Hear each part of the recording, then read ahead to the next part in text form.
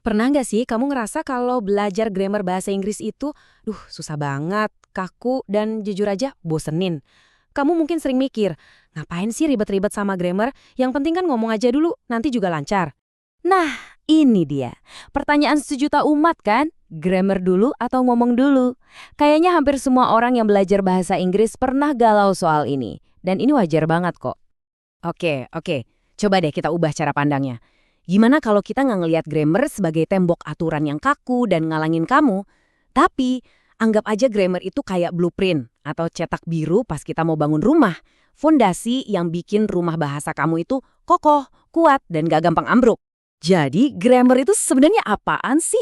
Gampangnya gini, grammar itu adalah aturan mainnya.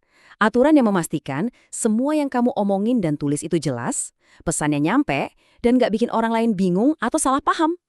Oke, di pembahasan kali ini kita bakal kupas tuntas gimana caranya grammar bisa jadi senjata rahasia kamu. Kita akan mulai dari konsep cetak biru bahasa, terus kenapa ini penting, kita juga bakal bahas trik otak buat belajar, strategi untuk menguasainya, dan terakhir gimana caranya kamu bisa jadi seorang arsitek bahasa. Siap?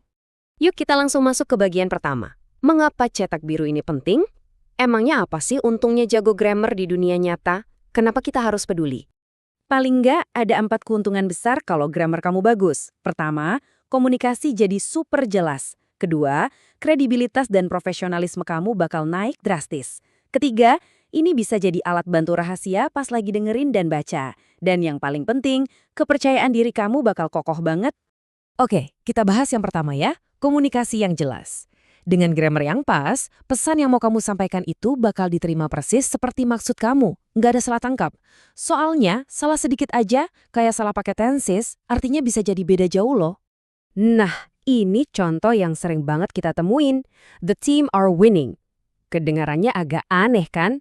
Soalnya, tim itu dianggap sebagai satu kesatuan, jadi sifatnya tunggal. Makanya, yang benar itu, the team is winning. Kelihatannya sepele, tapi ini penting banget buat kejelasan. Lanjut ke poin kedua, kredibilitas dan profesionalisme. Coba deh bayangin, pas kamu ngelamar kuliah atau kerja, tulisan kamu di email atau CV tuh rapi banget grammarnya.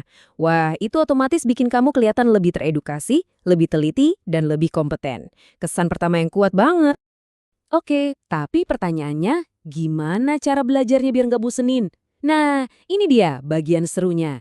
Kita bakal bongkar beberapa trik otak atau brain hacks. Ini adalah teknik-teknik modern biar belajar grammar itu jadi lebih efektif dan nempel di kepala. Ada 4 trik keren yang bakal kita bedah, the memory palace, pattern recognition, spaced repetition, dan magnetic imagery. Kedengarannya canggih ya, tenang, ini gampang kok buat diterapin. Yang pertama, the memory palace. Ini seru banget. Kamu manfaatin ingatan spasial kamu. Coba bayangin denah rumahmu, terus simpan aturan-aturan grammar di ruangan yang berbeda. Misalnya, daftar irregular verbs kamu taruh di dapur, atau aturan preposisi kamu tempel di ruang tamu. Jadi pas mau mengingat, kamu tinggal jalan-jalan di dalam pikiranmu. Berikutnya, pattern recognition atau mengenali pola. Udah, lupain deh cara lama ngapalin tabel grammar yang bikin ngantuk. Mending fokus aja mengenali pola-pola kalimat yang sering kamu pakai atau dengar sehari-hari. Terus lakuin yang namanya nano repetitions. Cuma 2-4 menit sehari, ulangin terus pola itu sampai jadi otomatis. Trik ketiga, spaced repetition. Otak kita kan emang didesain untuk lupa. Nah, teknik ini ngakalinnya dengan cara mengulang materi tepat sebelum kamu lupa. Jadi informasinya masuk ke memori jangka panjang. Kamu bisa pakai aplikasi kayak Anki buat bantu jadwalin ini. Dan yang terakhir, magnetic imagery.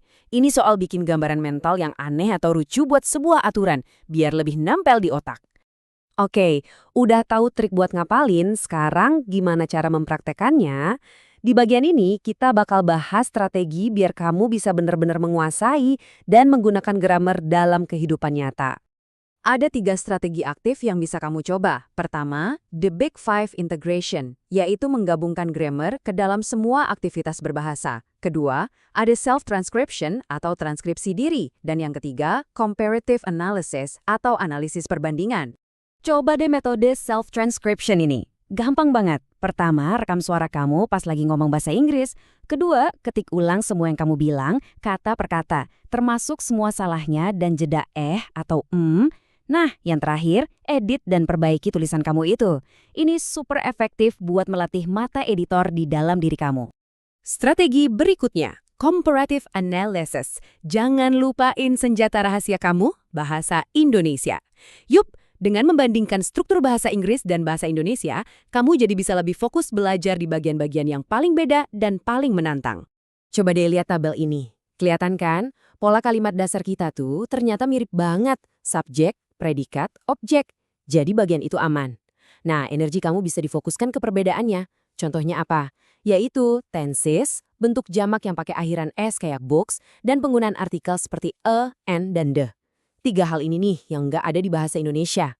Pada akhirnya, menjadi seorang arsitek bahasa itu bukan berarti kamu harus jadi sempurna dan nggak pernah bikin salah. Sama sekali bukan. Tujuannya adalah untuk memberdayakan dirimu sendiri, biar bisa berkomunikasi dengan efektif dan percaya diri. Ada kutipan yang keren banget nih. Aturan-aturan itu justru membebaskanmu, tapi kamu tidak bisa melanggar sesuatu yang tidak kamu pahami. Artinya apa? Justru dengan paham fondasinya, kamu jadi punya kebebasan lebih buat berekspresi, buat jadi lebih kreatif. Keren kan? Jadi pesannya sederhana aja, mulai dari yang kecil. Fokus pada pola-pola kalimat yang kamu gunakan setiap hari. Sabar sama prosesnya, karena ini butuh waktu. Dan yang paling penting, teruslah berlatih. Konsisten. Nah, setelah semua pembahasan ini, pertanyaannya sekarang kembali ke kamu. Cetak biru pertama apa yang akan kamu kuasai? Yuk mulai perjalananmu menjadi arsitek bahasamu sendiri mulai hari ini.